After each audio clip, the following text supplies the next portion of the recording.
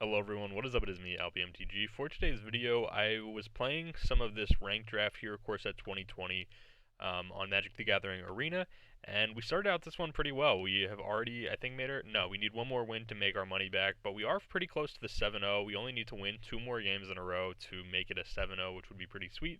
So that's what we're going to do for this video. We're going to finish out the league and hopefully get a nice 7-0. That would be great. And I'll show off the deck really quickly. We'll switch it over to this mode so you guys can see it a little bit better. So we have a little bit of an Elementals theme in here. We've got the Risen Reef, 2 copies of Overgrown Elemental, and then just some other random Elementals, 2 Vorst Claw, 1 Boreal Elemental. In terms of rares, we're looking at 1 Shifting Ceratops, which is just a fine little mid-range rare, and then my other rare in the deck is Masterful Replication. So this is a 6-mana instant, create 2 3/3s, or the second ability that's just kind of irrelevant. We have a few random flyers in here. The Boreal Elemental again. We have a Warden of Evocile, 2 Metropolis Sprites, and a Spectral Sailor, which go pretty well with the 3 copies of Growth Cycle that we're running. It's a great way to just push through damage and steal games. Because I feel like most people are going to be drafting flyers, I am also main decking a Mammoth Spider, which I think has proven to be the correct decision so far. In terms of other things to just fill out the curve, we have a Renowned Weaponsmith, which can surge up a Vial of Dragonfire, 2 Said Scorpions to help us block up the ground a little bit, Bone to Ash to counter some things, 2 copies of Centaur Courser, because sometimes you just need those vanilla creatures, and I believe that's everything. 8 islands, 9 forests for our 17 lands, and I'll show you everything else that we're not running right now. So 1 Fairy Miscreant, 1 Hardcover, 1 Metropolis Sprite, and 1 Zephyr Charge did not make the cut. And then when we move to green, we have 3 Healer of the Glade, 1 Season of Growth, 1 Feral Invocation, 1 Gift of Paradise, 1 Loaming Shaman, 1 Natural End, 1 Netcaster Spider, 1 Pulse of Marasa, 2 Brightwood Trackers, 1 Wolfkin Bond, as well as 2 Prismites that did not make the cut. I could definitely see an argument for playing the Pulse of Marasa or the Netcaster Spider. For me, it was interchangeable between Netcaster Spider and Mammoth Spider, and I ultimately chose Mammoth Spider in the end, just for curve purposes, since we didn't really have too much up here at the top of the curve. Pulse of Marasa I think is great, but just didn't really have a place to fit it in here. So with that being said, we'll go ahead and start playing our first game, and we'll get this 7-0 hopefully. That'd be a great way to end out this league. We'll get this game started against the Pheasant.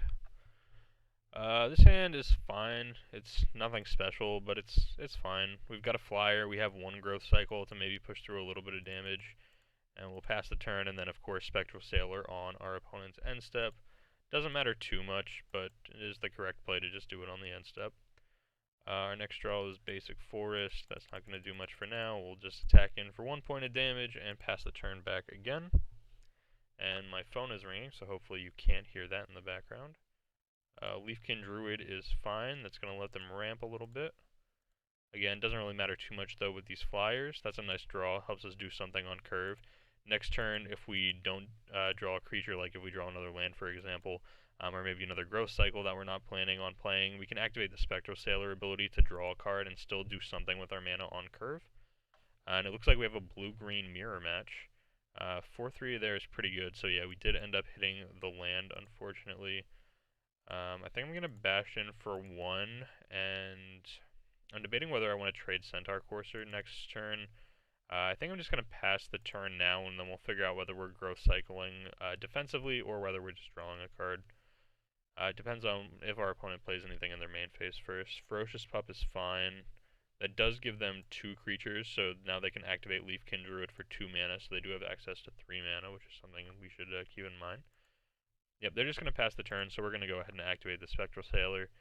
Draw a Renowned Weaponsmith is fine. We're a little bit low on blue mana currently, drawing a lot of forests. I'm going to attack in again with the Spectral Sailor. We'll play out Boreal Elemental and pass the turn back. So again, this is a nice way to just somehow win the game very easily, assuming they don't, well, there's Boreal Elemental. I was just going to say, we can chip in damage over here with our flyers over and over again. I think I am going to make this block. 7, yeah, I'm going to go ahead and make this block here. We will take 1 damage from Trample, but I think that's fine. A second growth cycle, very nice. So I'm going to play one Renowned Weaponsmith here pre-combat. That way they might not, if we have less mana to work with, it's likely that they won't do anything.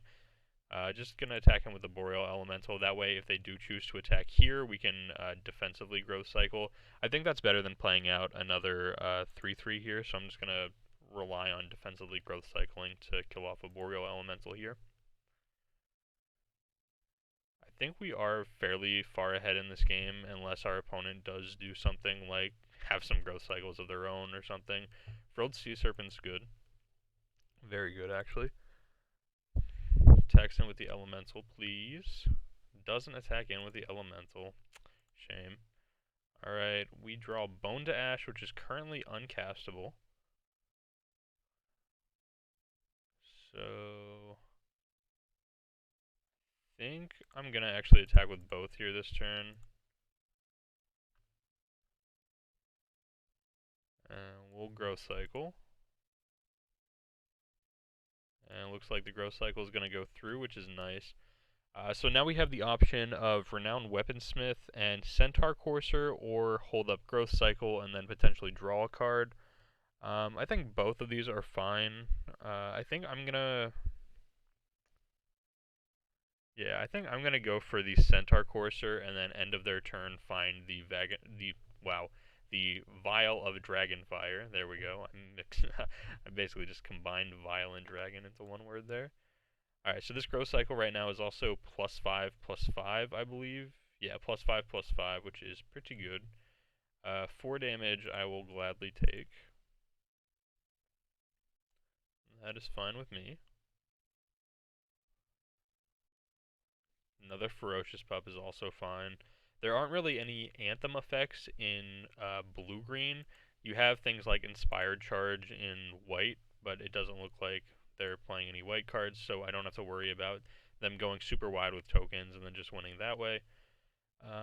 We have enough mana that I can just cast Vial of Dragonfire on its own without needing to use the Renowned Weaponsmith here.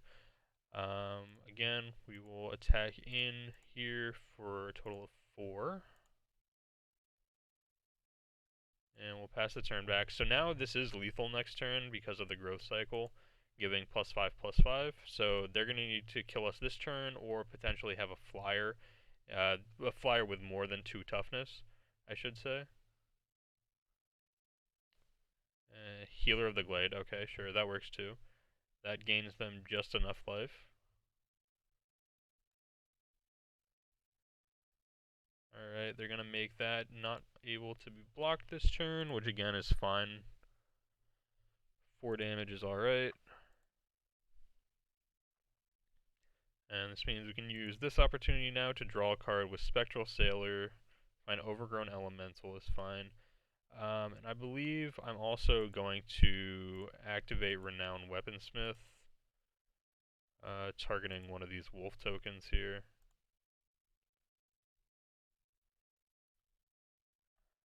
And our draw is another flyer. That's pretty good. Oh wait, this might actually still be lethal, because this will put a +1/+1 counter, making this 4. Oh no, we're still short 1. 4 and 5 is 9, this is 10. Yeah, we're still short 1. But we will play out the Overgrown Elemental. We're going to put the counter on a Boreal Elemental. Attack in for 5 damage here. Unfortunately not lethal, but oh well. I will play out the Metropolis Sprite here. Just another creature to clog up the board. I don't think these 4 creatures are going to do anything special. Yeah, they just concede the game. So we are now 6-0 with this deck, which is very, very nice. And if we win this last one here, then we get the 7-0 here with a Core Set 2020 draft. That's a nice little reward there. 1350 in gold and 1250 in XP. I will certainly take that. Alright, let's go for the 7-0. Let's get there. Going with the Chandra Avatar. I like it. I like it. Alright, this hand is reasonable. It's nothing too crazy. We won't have anything to put the counter on for the Elemental, but just a 3/2 body on 3 could be fine. So I'm going to go ahead and give this a keep. And we'll play out an island here first. We'll pet the cat one time. Oh wow, Cat was not happy about that. And I think, I'm not 100% sure, but I think that the Chandra avatar means that they bought the Mastery Pass. I'm not 100% sure though. But I think that's how you get that Chandra avatar. I could be wrong. That could just be the basic one. I don't play enough Arena to really know. I personally have not bought the Mastery Pass for that reason. I just don't play enough Arena to make it into a reasonable investment for me to spend the gems on it, even though I do have like 15k gems or something like that. Alright, so Mammoth Spider is a good draw against a blue deck. That's pretty nice. We're going to play out our 2-drop. And they're going to Spectral Sailor us. Do it. Play the Spectral Sailor. Or Unsummon. It's either Spectral Sailor or Unsummon. I think those are the only 2 cards in the format that that are 1 blue for that kind of an instant speed effect. Alright, so now we know they have an Unsummon, which is kind of unfortunate. We're going to play our land.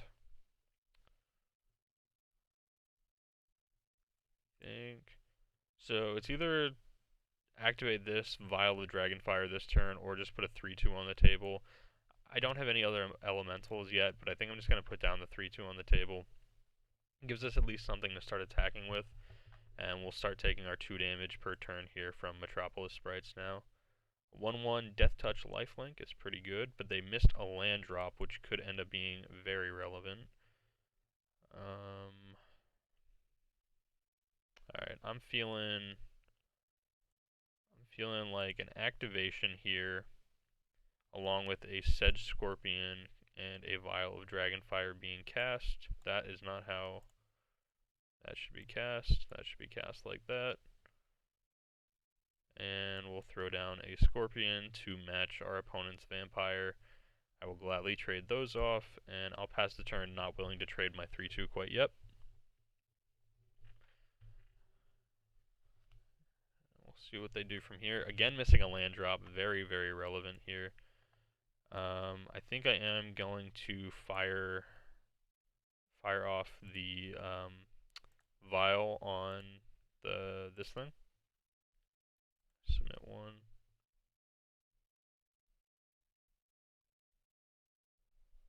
Oh no, my battery's dying. Did I bring my charger up with me? Oh no, I don't know if I brought my oh yeah, I did. Okay. Alright, hello everyone, it is me, Alby from the future, here to commentate the rest of this video. Unfortunately, as you guys saw during the video, my computer started to have low battery, and I went to plug it in, and unfortunately, as I was plugging it in, I dropped the power brick onto the mix amp for my headset, and it hit the power button, so my headset was turned off for the remainder of this video, and I was talking to myself for the last about 10 minutes of this video. So I'm going to try and commentate over what I was trying to do during each of these plays. Here you can see I'm casting a Mammoth Spider. Mammoth Spider is pretty good, especially because of all the blue cards that our opponent might have. Obviously, I know the outcome of this game and potentially other games that come after it. So I'm going to try not to give those away here. Our opponent does play out the Metropolis Sprite, misses another land drop though, which is fairly relevant. If you guys see me scrolling over cards, I normally would talk out my specific plays as I scroll over each of the cards, but unfortunately it didn't work like that. And it's just so weird recording this post instead of live. Here I'm debating using growth cycles, but I believe it wasn't lethal if I did so I just chose to save them. Even though it meant that we weren't doing anything with our mana that turn, it still felt like the correct play to just save the growth cycles for a turn where we could actually just defeat our opponent all in one turn. Our opponent plays out a 3rd or 4th Metropolis Sprite, only the 3rd Metropolis Sprite here, but they do miss a land drop yet again.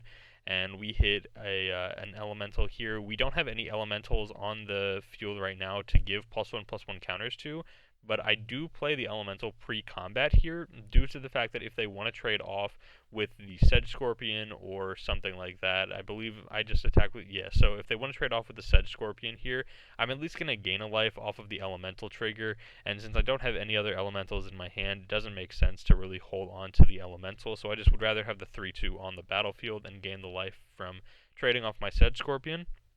Here you can see opponent, unfortunately, for I believe the 4th or 5th turn in a row, misses their land drop and discards Villas. So discarding an 8 drop obviously feels pretty bad when you're sitting on 2 lands, but obviously it's the correct discard for opponent.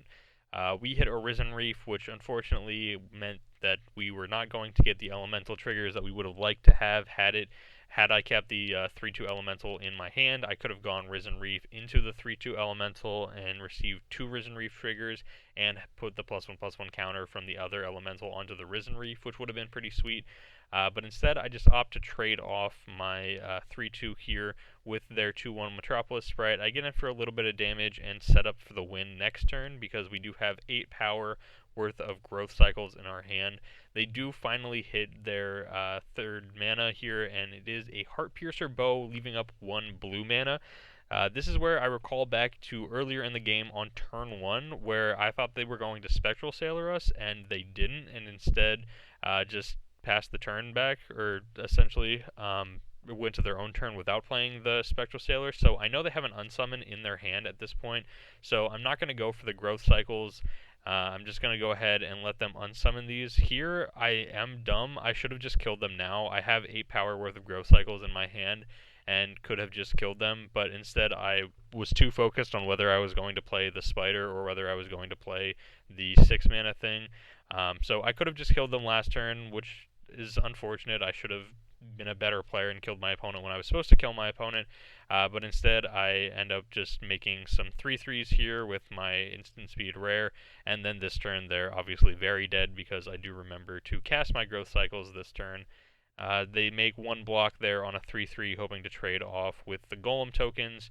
I instead hit a growth cycle onto a Risen Reef to turn it into a very big Risen Reef, and then the second growth cycle to make a 6/8 Renowned Weaponsmith, which is arguably the largest Renowned Weaponsmith I've personally ever seen in a game of Magic. But it does mean that we win the game, meaning that we go 2-0 here on this video and 7-0 overall in the league, which is super sweet. You can see we get a couple rewards, 250 XP along with a basic uncommon or common. It ends up being a Sunblade Angel from War of the Spark, which is fine. But here's the part where I noticed that we actually get a card style to go along with our 950 gems in 2 packs.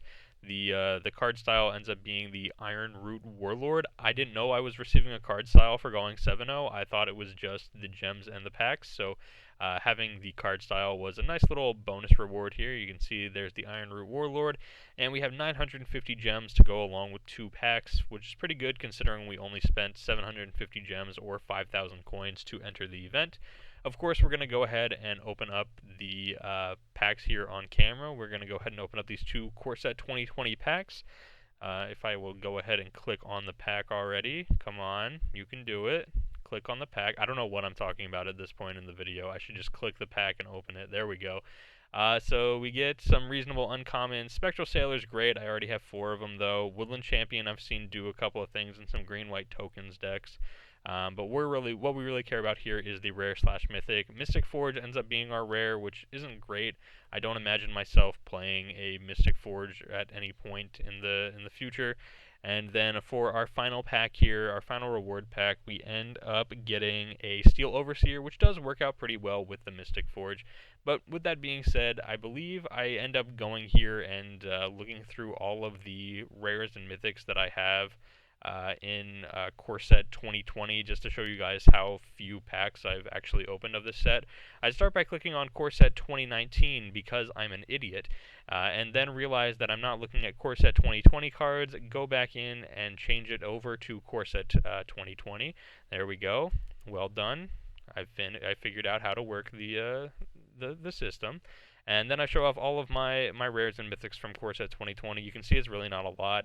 3 Masterful Replications for some reason. I've got the 4 Nightpack Ambushers, 4 Sifting Ceratops, 2 Cavalier of Thorns, and 3 Temple of Masteries, which are all part of the Simic Flash deck, except for the Cavaliers.